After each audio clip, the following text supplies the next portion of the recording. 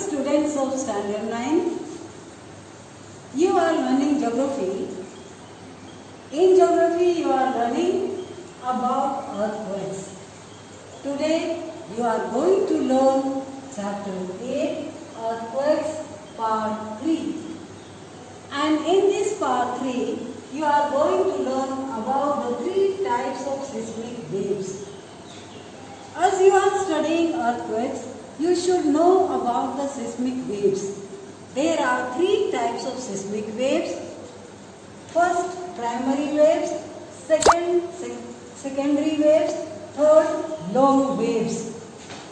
First, primary waves. They are also known as P waves.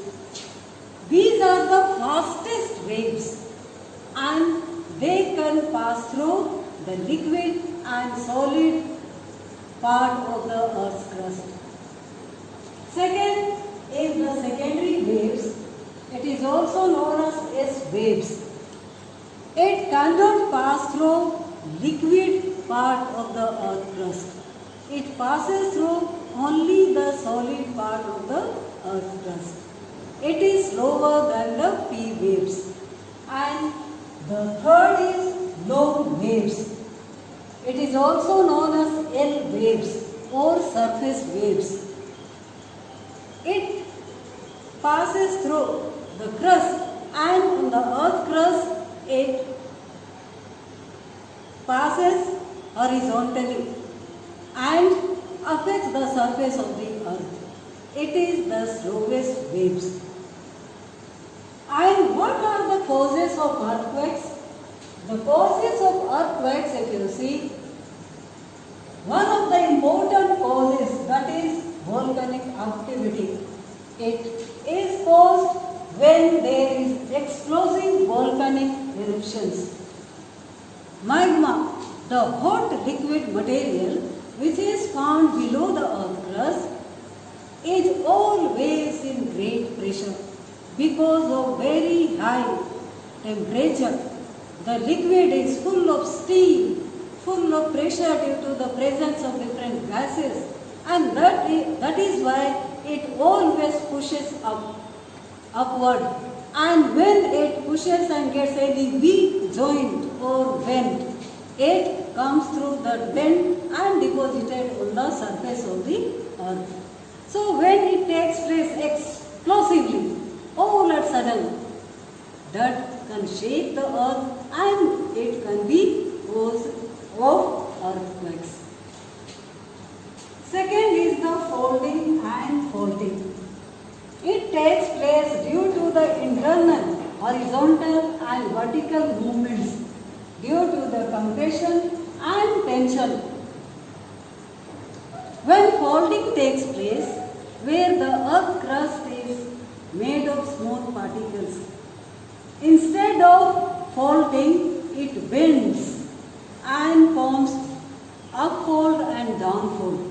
During this process, the earth crust can be shaken. When faulting takes place due to the tensional forces, when the forces work in different way, in opposite direction, there is formation of fold or cracks, and during this process of faulting, earthquake can take place.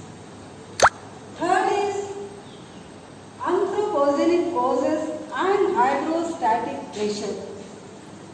Some of the human activities are responsible for earthquakes, such as deep underground mining, the mining processes from the deep interior, blasting of rocks by dynamites for construction of dams, or in the mining areas also blasting is done to get minerals. Nuclear explosion, some of the experiments scientists do, that also is responsible for earthquake. Also, the water storage in large water reservoirs and dams. When there is the construction of large dams, when there is large construction of dams and when water is collected, that imbalance the water bodies and the earth's crust, and that may cause an earthquake. And dumping or draining from the deep interior, either that is water or petroleum in the ocean floor, that may cause an earthquake.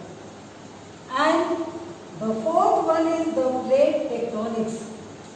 It takes place due to the movement of the plates because of the internal forces.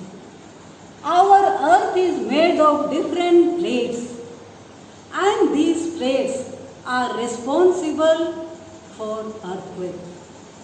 When one plate and the other plate collides or push each other, that can shake the plates and the earth crust. So this is known as the plate tectonics.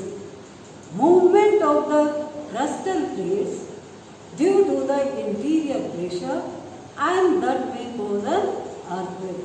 So these are the main causes of earthquakes: volcanic activity, folding and faulting, anthropogenic causes and hydrostatic pressure, and the plate tectonics. Do learn. Thank you.